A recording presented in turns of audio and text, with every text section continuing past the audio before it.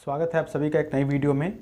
देखिए, आप सभी बार बार कमेंट कर रहे हैं ना कि सर इंग्लिश में बड़ी प्रॉब्लम है और समय बहुत कम है, अगले महीने एग्ज़ाम है तो तैयारी कराइए। तो देखिए, प्रैक्टिस सेट जो चल रही है उसका भरपूर लाभ नहीं ले पा रहे हैं, क्योंकि पहला वीडियो बनाए थे तो मैक्सिमम बच्चों ने देखा था, उसको समझा था, लेकिन आप धीरे धीरे उसमें इंटरेस्ट कम जगा रहे हैं। पहली चीज़ तो आपको बता दें कि प्रैक्टिस बहुत इंपॉर्टेंट चीज़ है। आप प्रैक्टिस नहीं करेंगे तो सिलेक्शन नहीं हो सकता है। रही बात इंग्लिश की कुछ टॉपिक्स की, तो मैं यहाँ पर आपको कराऊंगा। जैसे कि आज हम लोग पढ़ेंगे प्रोनाउन। चूँकि नाउन पहले भी हम थोड़ा बहुत बता चुके हैं, पीछे वीडियो आप देख सकते हैं, लेकिन प्रोनाउन जो है कि अभी आपके लिए काफ़ी इंपॉर्टेंट। प्रोनाउन की जैसे वैसे तो प्रोनाउन बहुत प्रकार के होते हैं, ठीक है। मतलब कि कई आप देखते हैं कि 7 प्रकार के आपको देखने को मिलते हैं किसी किसी बुक में, किसी किसी में 8, किसी में 9 और किसी किसी में 10 प्रकार के लिखे हुए हैं नाउन के टाइप्स ना, सॉरी प्रोनाउन के। तो यहाँ पर 7 प्रकार के ही हम पढ़ेंगे, लेकिन 7 में जो सबसे फर्स्ट होता है उसको पहले पढ़ेंगे यहाँ पर, यानी कि जो काफ़ी इंपॉर्टेंट होता है।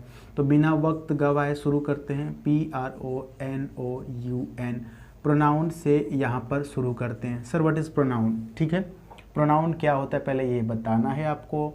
तो प्रोनाउन देखिए ये होता है जो नाउन के बदले प्रयोग किया जाता है। सिंपल सी बात, आप शुरू से पढ़ते आ रहे हैं, है ना। जो नाउन के बदले प्रयोग किया जाता है, मतलब कि नाउन की रिपीटेशन को रोकने के लिए प्रोनाउन लगाया जाता है। ऐसा इसलिए क्योंकि जो श्रोता होता है ना, जो सुनता है बात को, उसको सुनने में खराब लगता है। जैसे मैं अगर बात करूं कि मोहन एक अच्छा लड़का है, मोहन सुबह उठता है, मोहन एक्सरसाइज करता है, मोहन स्नान करता है, मोहन खाना खाता है और मोहन स्कूल जाता है, ठीक है। फिर मोहन स्कूल से आता है। मैं बार बार मोहन मोहन कह रहा हूँ, लेकिन इसी मोहन नाउन है, तो इसी मोहन को हटाने के लिए, इसी नाउन को हटाने के लिए प्रोनाउन का जन्म हुआ कि अब हम जब एक बार मोहन का प्रयोग कर दिए तो दोबारा जब मोहन के लिए कुछ कहना होगा तो मैं वह करके यहाँ पर काम चला लूँगा। जैसे मोहन एक अच्छा लड़का है, वह सुबह उठता है, वह खेलने जाता है, वह एक्सरसाइज करता है और वह स्कूल जाता है। वह किसके लिए आ रहा है? मोहन के लिए। तो यही नाउन की रिपीटेशन को रोकने के लिए प्रोनाउन का प्रयोग किया जाता है। प्रोनाउन के टाइप में फर्स्ट में आता है, पहले प्रकार में आता है, जो पहला प्रोनाउन में है वो है पर्सनल प्रोनाउन। पर्सनल प्रोनाउन देखिए अजीबोगरीब तरीके से हम शायद दिख रहे होंगे इसमें, और ये बोर्ड भी आपको छोटा में दिख रहा होगा। चूँकि हमारे पास कैमरा नहीं है, संसाधन की कमी है, इसकी वजह से आपको जिस प्रकार से मिल रहा है चीज़ें, कंटेंट बिल्कुल फ्री मिल रहा है, आप उसका लाभ लीजिए। और चूँकि फ़ोन से रिकॉर्ड होती है तो कभी कभी ब्लर आने लगता है, तो बोर्ड नहीं दिखता है, तो ये सारी प्रॉब्लम्स है ना। इसलिए अलग अलग एंगल रख के ट्राई करते रहते हैं कि कैसे आपको विजिबल हो। आपके लिए बहुत मेहनत की जा रही है, आप इसका बिल्कुल लाभ लें, है ना। चलिए मुद्दे पर आते हैं। Personal pronoun. Sir personal pronoun क्या होते हैं? वे सभी प्रोनाउन जो pronoun first person, second person और थर्ड पर्सन में आते हैं वो पर्सनल प्रोनाउन कहलाते हैं। सर फर्स्ट पर्सन आपने बोला, फर्स्ट पर्सन। सर आपने बोला सेकंड पर्सन, आपने क्या बोला सर? Second person. सर आपने बोला थर्ड पर्सन, ठीक है। फर्स्ट पर्सन, सेकंड पर्सन और थर्ड पर्सन। तो सर ये क्या होता है फर्स्ट पर्सन, सेकंड पर्सन और थर्ड पर्सन, और वो कौन कौन से लोग हैं जो फर्स्ट पर्सन में आते हैं, सेकंड पर्सन में आते हैं, थर्ड पर्सन में आते हैं? तो फर्स्ट पर्सन में आता है आपका आई और वी, सेकंड पर्सन में आता है यू और थर्ड पर्सन में आता है ही, सी, उसके बाद इट भी आता है और दे भी आता है, और उसके बाद कोई नाम हो तो वो भी आता है, जैसे हम राम लिख देते हैं, है ना। तो ये है। अब इनको याद कैसे करेंगे? अभी देखिए ये तो काफ़ी सिंपल सी चीज़ें, बेसिक चीज़ें आपको पता होगा, लेकिन जो नए बच्चे होंगे उनके लिए प्रॉब्लम हो सकती है। तो इसके पीछे कहानी है। कहानी क्या है? जैसे जब अंग्रेज़ हम लोग को गुलाम किए थे, अंग्रेजी तो उन्हीं का है ना, अंग्रेज़ का। तो अंग्रेज़ लोग जब उस समय बातों जब करते थे तो अपने जो इंडियन है उतने पढ़े लिखे नहीं होते थे उस समय, गुलामी के समय। तो जो पढ़े लिखे होते, जैसे गांधी जी टाइप लोग के, गांधी जी क्या थे कि भाई अब बाहर से पढ़ के आए थे वो, ठीक ना, वकील भी थे, तो उनको इंग्लिश की जानकारी थी। तो एक बार ऐसी सभा लगा हुआ था, है ना, सभा लगा हुआ था, तो अंग्रेज़ वहाँ पर थे। तो ऐसे स्टेज पर मंच बना हुआ था ना, तो अंग्रेज़ लोग क्या बोले कि आई एंड वी, मतलब कि अंग्रेज़ जो बोल रहा था वो बोला I and we first person, मतलब कि I and we first person, you mister Gandhi, you मतलब गांधी जी से बोल रहे थे, आपको याद करने के लिए बता रहा हूँ। You mister Gandhi, you are second person, समझ में आ रहा है? You second person and he, she, it और वो फलनवा कोई नाम थर्ड पर्सन। याद हो गया? क्या कहा अंग्रेजों ने? आई एंड वी फर्स्ट पर्सन। भाई हम गुलाम हैं, हम आप लोग को गुलाम किए हुए हैं, हम आपके राजा हैं। तो I and we first person, you second person and he, she, it, they and फलाने थर्ड पर्सन। समझ में आया? क्लियर हो गया बात? First person, second person, third person नहीं भूलेगा। आगे जब हम आपको अभी बता रहे हैं तो आगे देखिए, इसको फर्स्ट करते हैं, इसको सेकेंड और इसको थर्ड, ये रोमन अंक हटाते हैं ताकि आपको और आगे चीज़ें आसान हो, है ना। इसको लिखते हैं अपने हिंदी भाषा में 1, 2 और 3, फर्स्ट, सेकेंड और थर्ड। तो आप इतनी बातें लिख लीजिए, फिर मैं आगे की बातें बताता हूँ। चीज़ें काफ़ी आसान हैं और ये जो सी चीज़ें हैं बिल्कुल सिंपल है। अगर आप इसको देखना चाहें तो बिल्कुल आसानी से ये चीज़ें समझ सकते हैं, है ना। इसमें जैसे कि आप अगर बात करेंगे आई का, तो इसको सिंगुलर माना जाता है, वी को प्लूरल माना जाता है। यू सिंगुलर और प्लूरल दोनों है, दे प्लूरल होता है, ये ही, सी, इट ये सभी सिंगुलर होते हैं। कोई नाम है तो वो भी सिंगुलर आता है, और सिंगुलर प्लूरल तो बताने की ज़रूरत ही नहीं है। इसको आप फटाफट लिखिए तो मैं आगे की बातें बताऊं, ठीक है। आगे की मैं बात बताऊं, इसको अगर आप लिख लिए होंगे तो इसको हम हटाते हैं, या फिर इधर अगर विजिबल होगा तो इधर बता देते हैं। जैसे एक होता है नॉमिनेटिव केस, आई थिंक इसको हटाना ही पड़ेगा, इसको हटा देते हैं। एक होता है नॉमिनेटिव केस और एक होता है ऑब्जेक्टिव केस, ठीक है। कौन कौन से case? Nominative case and objective case, है ना।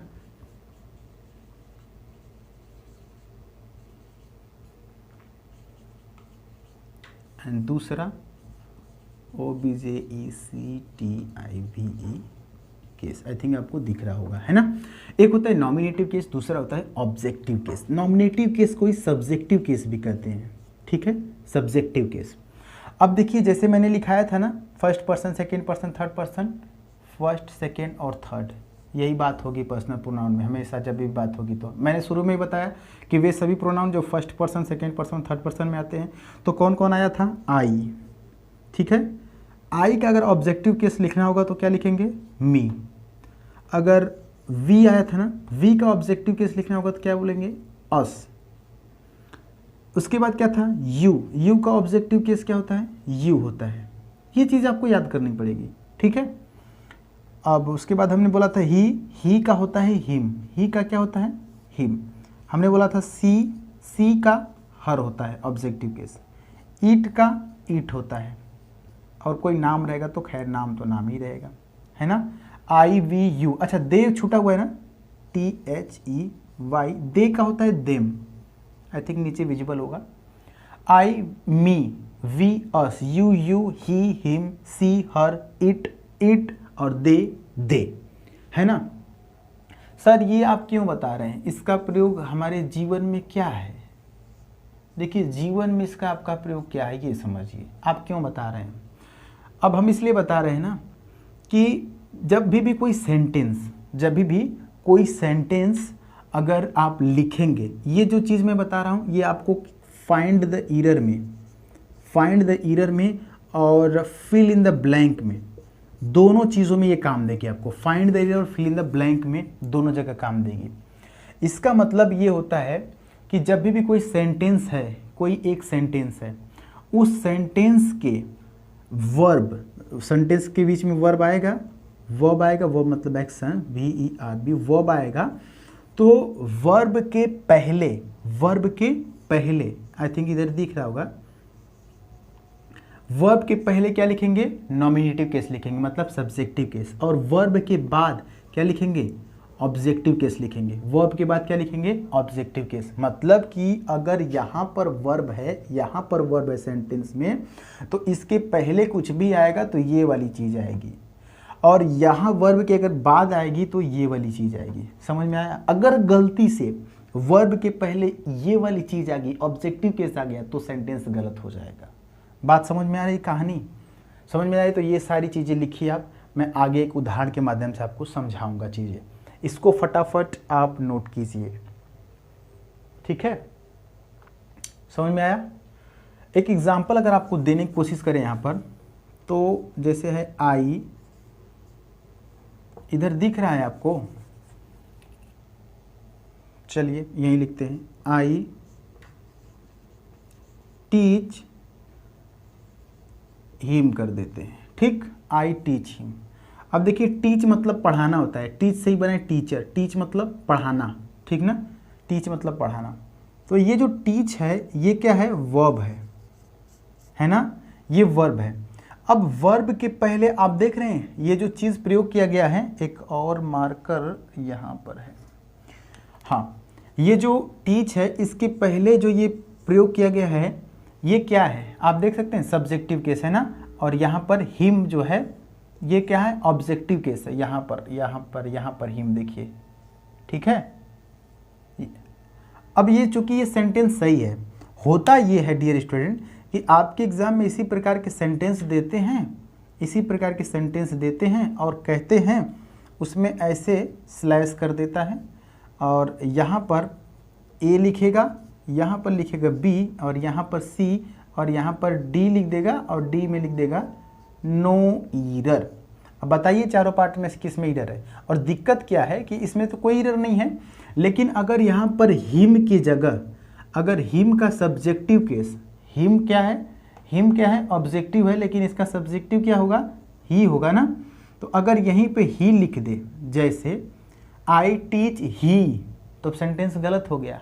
किस पार्ट में गलत हुआ? सी पार्ट में। सर क्या होना चाहिए? हिम नहीं रहेगा, वहाँ पर ही नहीं रहेगा बल्कि हिम हो जाएगा।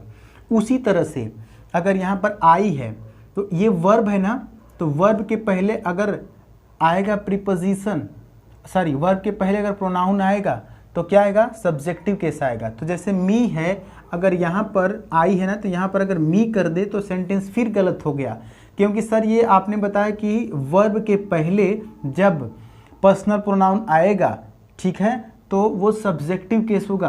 तो ये वर्ब है, इसके पहले मी कैसे आ गया सर? यहाँ पर आई लिखेंगे। अब आई टीच हिम, तो ये कहानी है, इसलिए मैंने आपको बताया। तो ये नोट कीजिए, नॉमिनेटिव केस, ऑब्जेक्टिव केस, और ये सिंपल सा एक एग्जाम्पल आप लिख सकते हैं, ठीक है? समझ में आ रहा है? जैसे एक और छोटी सी बात और, एक छोटा सा एग्जाम्पल आपको समझाएं, ठीक है? जैसे आप अक्सर बोला करते हैं, दिन भर में 10 बार 15 बार बोला करते हैं, सभी नहीं बोलते हैं, कुछ बच्चे हैं, बोलते हैं आई LOVE U। ये जो है ये क्या है? एक्शन है, वर्ब है। अब इसके पहले ये जो U आया है ये वर्ब के बाद आया है, तो ये जो U है ये सब्जेक्टिव केस है कि ऑब्जेक्टिव केस है? नॉमिनेटिव है कि ऑब्जेक्टिव है? ये वाला U है, ऑब्जेक्टिव है। क्यों सर? क्योंकि वर्ब के बाद आया। ये वाला U नहीं है, ये वाला U है। हालांकि दोनों U है लेकिन ऑब्जेक्टिव है, ठीक है? और इसके पहले जैसे आई लव यू है, अगर इसको अगर बोल दें कि आप कभी बोलते हैं मी लव यू, नहीं ना बोलते हैं? आपने सुना नहीं है कोई बोलता है मी लव यू? नहीं बोलते हैं। क्यों? क्योंकि ये वर्ब है, इसके पहले जब प्रोनाउन आएगा, पर्सनल प्रोनाउन या प्रोनाउन आएगा, तो सब्जेक्टिव केस प्रयोग होगा वर्ब के पहले। तो मी नहीं बल्कि मी, तो ऑब्जेक्टिव है सर। अगर प्रयोग करना होगा तो मी का सब्जेक्टिव केस आई प्रयोग करेंगे, आई लव यू। सेंटेंस सही हो गया। तो ये कहानी है पर्सनल प्रोनाउन की, ये छोटी सी वीडियो। और आगे वाली वीडियो में हम आपको बताएंगे कि एक फार्मूला है 123 का, 1 2 3, कब अगर एक ही सेंटेंस में फर्स्ट पर्सन, सेकेंड पर्सन और थर्ड पर्सन तीनों पर्सनल प्रोनाउन आ जाएं तो कब फर्स्ट, कब सेकेंड और कब थर्ड लगाना चाहिए। ये सारी बातें होगी अगली वीडियो में। ये छोटा सा वीडियो, आप बताइए कि क्या चीज़ें समझ में आ रही हैं। चूँकि कैमरे की ज़्यादा प्रॉब्लम है, आई थिंक विजुअल चीज़ें हो पाती हैं या कभी कभी नहीं हो पाती हैं, तो I am sorry for that. So अपनी राय खुल के दीजिएगा कमेंट बॉक्स में। बाकी चीज़ों के लिए मिलेंगे अगली वीडियो में। इतना आप लिख लीजिए प्रोनाउन से, इतना नॉलेज आपके लिए है ना। प्रैक्टिस सेट्स अगर बनाते हैं तो उसको सॉल्व किया करिए, बाकी हम आपकी हेल्प करते रहेंगे, घबराने की कोई ज़रूरत नहीं है। चलिए फिर मिलते हैं अगली वीडियो में, तब तक के लिए जय हिंद, वंदे मातरम। एक लाइक ज़रूर कीजिएगा। Bye bye, take care.